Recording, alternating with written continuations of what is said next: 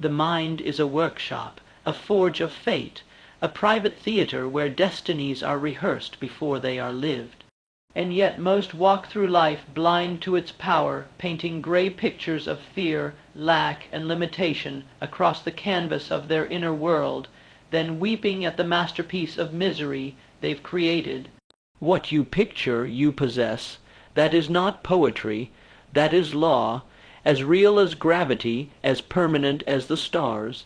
If you can see it vividly, with emotion, if you can walk through it in your imagination with the conviction that it already belongs to you, then the universe has no choice but to rearrange itself to reflect that image. Every empire ever built began in the theatre of one mind, not on a battlefield, not in a boardroom, not with money or connections or luck, but in that quiet, unseen place where pictures of power are born and believed. Thomas Edison pictured a world lit not by candles, but by electricity. While others laughed, while experts doubted, he saw a vision so real he could almost touch it. And after 10,000 failed experiments, 10,000, he held the picture long enough for the world to catch up.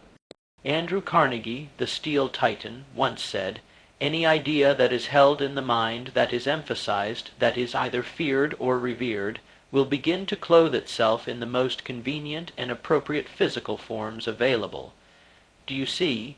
The picture you hold is not just mental, it is generative, it creates, it attracts, it becomes. But here is the tragedy. Most people picture what they fear. They imagine the loss before they pursue the gain. They picture rejection, failure, embarrassment, and because they picture it, they manifest it. Not because they're cursed, but because they are creators misusing their canvas. Understand this now, you are not a receiver. You are a projector. The outer world reflects your inner movie. Your dominant images dictate your dominant experiences, and most will never be told this truth. You can either live by default or by design. You can either react to the world or recreate it. The power is not in the world, it never has been. The power is in your power to picture. The Wright brothers saw flight before physics said it was possible. Disney stood on swampland in Florida and envisioned a castle where children's dreams would dance forever. When his brother Roy looked at the same land, he saw mud. Walt saw magic. What do you see? The world doesn't respond to what's real, it responds to what's rehearsed. Your success is a mental rehearsal long before it becomes a physical reality. That's why clarity is not optional, it is the foundation of greatness. A vague picture creates a vague life. A blurry dream creates a blurred destiny. But when your image becomes sharp, the universe goes to work. Invisible forces conspire, resources align, people appear, paths open. The ancient wisdom said, without vision, the people perish. Vision, not eyesight. Vision is the inward seeing, the inner knowing that what you imagine, if pictured long enough with belief, must materialize. You cannot possess what you cannot first picture. That is why belief matters, because belief fuels the image. Doubt starves it, belief waters the seed, doubt digs it up. This is not about fantasy. It's about disciplined imagination. It's not about daydreaming. It's about deliberate creation. There is a difference between hoping and picturing. Hoping is passive. Picturing is active. Hope waits, vision commands, and what you command consistently with feeling becomes inevitable. You want success. Picture it, not in vague outlines, but in detail. What does it look like, sound like, smell like, feel like? Who are you when you arrive there? What are you wearing? What words are spoken when you step into your moment? Picture it and feel it so often that it no longer feels foreign. Let the image become familiar, like a place you've visited 1,000 times. So when you finally arrive, you don't feel shocked. You feel home. Your brain is a machine of repetition. Whatever it sees most, it accepts as real. That is the purpose of visualization, to train the mind to see your success so often that it forgets how to doubt it. Muhammad Ali didn't just fight in the ring, he fought in the mind. He pictured the knockout before the bell rang. He said, "I am the greatest," long before the world believed him, and the world eventually had no choice but to match the picture. If you don't like what life is handing you, change the reel, change the image. Stop picturing failure and start scripting victory. Because here's the deeper truth: the image you hold isn't just about things, it's about identity. The picture defines you. If you see yourself as broke, unworthy, lost, life responds in kind. But when you shift the picture, when you begin to see yourself as powerful, deserving, capable, chosen, life has no choice but to reflect it. Do not wait for the mirror to change. You are the painter of the reflection, and you hold the brush every single day. You've heard it said, seeing is believing. But the truth is the reverse: believing is seeing. Before the world hands it to you, your mind must hold it for you. This is the golden thread that runs through every story of transformation, from the ashes of defeat to the triumph of destiny. Henry Ford was told it couldn't be done, that his vision of a horseless carriage was mechanical nonsense. But Ford didn't need permission. He had a picture, and he clung to it like a madman. He once said, "Whether you think you can or think you can't, you're right." Because thought is not passive. Thought is the seed of fate. This is where belief becomes more than just a word. Belief is the force that animates the image. Without it, the picture fades; with it, the image glows. And when you believe fiercely enough, deeply enough, consistently enough, it draws that picture into the physical world with magnetic force. But belief alone is not enough. You must live into the image, not as a wish, but as a way of life. You must act as if the image is already true, because to the subconscious mind it already is. Your mind doesn't differentiate between what's vividly imagined and what's real. That's why Olympic athletes visualize every move before the race. They've crossed the finish line 1,000 times in the mind before they ever do in the world. So act from the vision, not toward it. Don't chase success. Express it, embody it, speak like the person who already has it, walk like it, wake up with it on your tongue, because the world does not reward potential, it rewards embodiment. And this embodiment demands clarity. You cannot hit a target you cannot see. You cannot become what you cannot describe. Most people stay stuck not because they lack effort, but because they lack vision. Their dreams are loose sketches, wisps of smoke, half-formed ideas, but clarity is the sword that cuts through fog. Clarity says, I know who I am, I know where I'm going. I see the picture in detail, and I will not let it fade. You must guard that picture like a sacred fire. Because the world will try to steal it from you with doubt, with fear, with noise, with distraction. You must become ruthless in protecting your vision. Walt Disney once showed a friend the blueprint for Disney, and when it was still dirt and dreams, his friend said, "But Walt, it's just an empty lot." Walt replied, "No, it's a kingdom. That's clarity. That's the eye of the visionary. That's the discipline of imagination at work. And discipline is the bridge between picture and possession." It's not enough to see it. You must become the kind of person who earns it. The image is not a shortcut, it's a call to rise. A call to sculpt your habits, your thoughts, your routines, your work ethic into alignment with that picture. Success is not a lightning strike. It's a slow sculpting, a carving of yourself into the shape of your own dream. The vision pulls you, the discipline molds you, the belief fuels you. And every action you take from that place, from faith, not fear, from clarity, not confusion, reinforces the picture in your mind and accelerates its arrival in your life. Let there be no confusion. You were not born to watch others win. You were not meant to stand in the shadows of someone else's dream. You were built with the same tools the greats used: imagination, belief, vision, and will. The only question is, will you use them? Will you dare to picture a life so extraordinary that others call it impossible? Will you dare to believe so deeply in your own potential that even your failures start working for you? This is not about arrogance. This is about alignment, aligning your inner image with your outer reality until they match, and they will match. The mind cannot hold a dominant picture without creating conditions to match it. It is law. It is history. It is truth carved into every story of every giant who ever walked this earth. You want proof? Look around. Every object in your room, your phone, your watch, your clothes, your car, all of it existed first as a picture in someone's mind. Someone imagined it, believed in it, acted on it, and brought it into the world. Your dream is no different, but the picture must be kept alive daily, intentionally. That means you must immerse yourself in the vision. Surround yourself with images, with words, with reminders of what you're building. This is not delusion, this is design. You are designing your future with every thought, every repetition, every moment of belief. And every act of discipline is a brushstroke on the canvas of your destiny. You're not just building a business, a body, a bank account. You're building you, a version of you that matches the picture.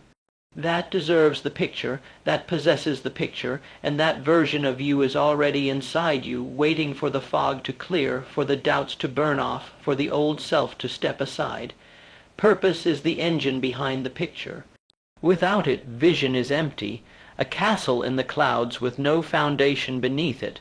But with purpose, with a reason that sets your soul on fire, the image gains gravity. It begins to pull you like the tide pulls the moon. You must ask yourself, why do I want this picture? Who will I become because of it? Who will benefit from its manifestation? Because purpose turns the picture from fantasy into destiny. It is not enough to want success. Everyone wants it.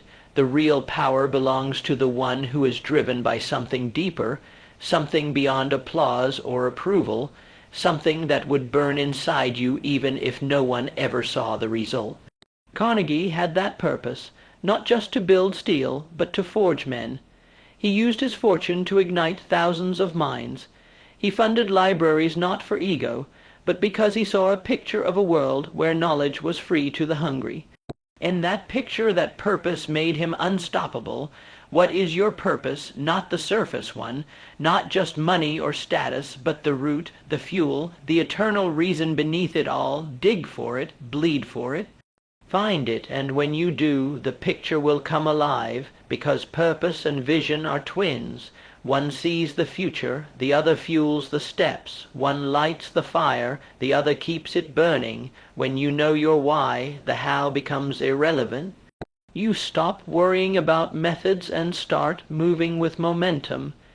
You stop asking for the path and start creating it, because the vision is too strong to ignore and the purpose too sacred to abandon. But even with purpose and vision, many still fall. Why? Because they lack the one trait that separates dreamers from achievers: discipline. Discipline is the rope that pulls the picture out of the clouds and nails it to the earth. Discipline is not punishment. It is alignment. It is loyalty to the future over the seduction of the present. It is saying no to now so you can say yes to forever. It is waking up when you don't feel like it, showing up when it's inconvenient. Working the plan when the emotion fades, because you are loyal to the image, not the impulse. Think of Lincoln. Do you think he felt strong every day? He was doubted, criticized, abandoned, and pushed to the edge of madness. But he had a picture of a unified nation, and he would not let that image die. His discipline became his defiance. You want to win, then discipline must become your religion, your code, your creed, not rigid but reverent.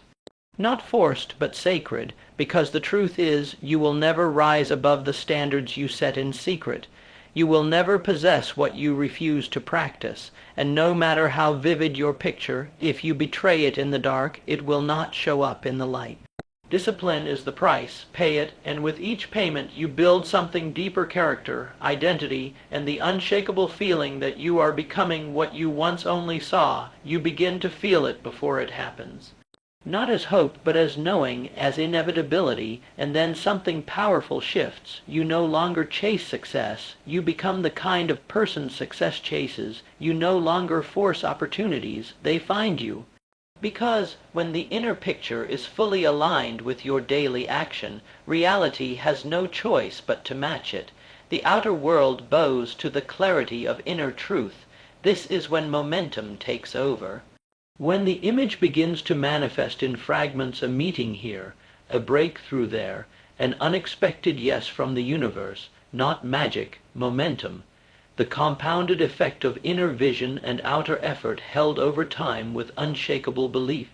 You are not waiting, you are becoming, and that is the greatest power in this universe, to become what you once only pictured. So do not shrink your dream to fit your comfort zone. Do not edit the picture to fit your current resources. Stretch, expand, dare. You must outgrow your present in order to possess your future. The life you want is not hiding, it is waiting. Waiting for you to match its vibration, waiting for you to see it so clearly that the world has no choice but to hand it over. You don't get what you wish for, you get what you picture with belief, pursue with discipline, and build with fire. There comes a moment in every journey when the sky darkens, when the winds turn cold, when nothing seems to work. And it's in that moment, not in the winds, not in the spotlight, not in the applause, that the truth of your picture is tested. Will you still believe when there's nothing to prove you should? Will you still act like it's coming when everything says it's not? This is where the average break and the relentless build. Resilience is the fireproofing of vision. Without it, the picture dies in adversity, but with it, the picture is reborn through the flames. You must learn to endure, to bend but not break, to rise without needing rescue, because life does not owe you ease, it offers you refinement. Every failure, every rejection, every closed door, these are not signs to stop. They are weights meant to strengthen your character, not shatter your spirit. They are invitations to level up your identity to match the life you keep picturing. Thomas Edison failed over 10 zeros, 0 times. But he never let the picture go. He didn't say, I failed 10 0 times. He said, I found 10 0 ways that didn't work. Because he understood the vision is worth the struggle, it is worth every scar. The ones who win are not the ones who never get hit. They're the ones who keep getting up, who stare at chaos and still speak vision, who refuse to shrink even when the world says they're foolish. You want to know what resilience looks like? It looks like Walt Disney being told he lacked imagination. It looks like Oprah being told she wasn't fit for TV. It looks like a broke, defeated Napoleon Hill still preaching the power of belief while surrounded by lack. It's not about what they had, it's about what they refused to lose, and what they refused to lose was the picture. Even when nothing matched it, they still saw it, and that made them dangerous, that made them unstoppable, that made them magnetic. But to rise in this way, you must also practice one more thing: gratitude. Yes, gratitude, not as some feel, good habit, but as a weapon, as a power source. Gratitude shifts the frequency of your mind. It lifts you out of lack and into alignment. It tells the universe, I see what I have and I'm ready for more. If vision is the seed, gratitude is the water. It nourishes the belief that your life is already blessed and therefore will only continue to overflow. Gratitude is the discipline of seeing the good even when it's hard. It's the strength to say, thank you for this trial because I know it's building me. It's the clarity to know everything that's happening is happening for me even if I don't see it yet. Be grateful not just for what you have, but for what's coming. Speak of your future as if it's already arrived. Give thanks for the breakthrough before it happens. Because when you move in gratitude, you move in power. You become a magnet for more, and the picture sharpens, the vision brightens, the path unfolds. You begin to trust not blindly, but fiercely. Because trust is the language of those who walk by faith, not by sight. And faith is the foundation beneath everything. Without faith, you'll quit, you'll rationalize, you'll shrink the picture to match your pain.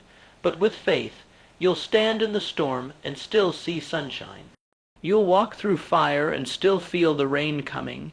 You'll hold the image like a soldier holds the flag, never letting it fall. And in time, the universe will echo back to you exactly what you've been picturing, believing, building, becoming. Not by chance, but by law. There is a law beneath all others, the law of becoming, that the outer world bows to the inner world, that what you picture, you possess, but only when you become the kind of person who can hold it. You cannot outturn your self-image. You cannot outrun your subconscious. You cannot cheat the law of identity, so you must master yourself. Self-mastery is not control through force, it is command through awareness. It is knowing your triggers, your habits, your defaults, and overriding them. It is standing in front of your own fears and not blinking. You want to own the picture, then own yourself first. Own your time. Own your decisions, own your moods, own the thoughts you entertain and the beliefs you allow to nest inside your mind, because your mind is sacred ground, and what you plant there becomes your world. You don't need more hacks. You need more honesty. You need to look in the mirror and say, if my thoughts became reality tomorrow, what would I be living? Would it be a life of greatness or one of quiet resignation? Would it be the empire you pictured, or the cage you feared? You must discipline your imagination just as you discipline your body, because imagination without direction leads to delusion, but when aimed with clarity, it builds worlds. This is how the legends rise. Ford saw the automobile before it made sense. He was laughed at by engineers and mocked by men wiser than him, but he didn't bend because the picture was too real. That's the secret of power. Those who manifest are not special. They are just unwilling to doubt what they already decided. You must do the same. Speak as if it's already yours. Walk as if you've already arrived. Not for show, but from alignment. Because when you speak and act from that state, the world adjusts. People feel it. Circumstances bend. The strange becomes familiar. The impossible becomes normal. You're not faking it, you're forming it. You are materializing a vision, one action at a time, until reality is forced to obey. But that demands radical responsibility. No more blaming, no more waiting. No more hoping someone else will hand it to you. You are the architect. You are the sculptor. You are the voice that speaks reality into shape. So you must move like the future depends on it, because it does. You must act as if your children's children will live in the world you build today. As if every step echoes across eternity, as if what you create now will become the blueprint others follow, because it will. This is the mark of the 1%. The ones who refuse to settle, the ones who live by principle, not popularity. Visionaries who don't flinch when the crowd laughs because they know the crowd always laughs. Right before it imitates, you are not here to be average. You are here to embody the extraordinary, to walk through this life with a spine of steel and a heart on fire. To picture something so breathtaking it makes others uncomfortable, and then to become it. Without apology, without compromise, without delay, you already know what you must do. You've pictured it. You've felt it. You've seen the shadows of it following you. It's not fantasy, it's prophecy, and now it's time to claim it. So now we arrive at the moment of becoming, not in theory, but in truth. You've carried the vision. You've trained the mind. You've broken through the illusions. You've stared into the void and dared to speak creation into it. And now the world must respond. Because when you reach this frequency, this depth of belief, this level of congruence, life bends. Circumstance obeys, the gates open. What you picture, you possess because you already became it. Not in the eyes of others, but in the unseen chambers of your soul. This is not magic. This is mastery. This is what happens when a human being realizes they were never just a body, never just a product of their past, never just a name on a paycheck or a passenger in life.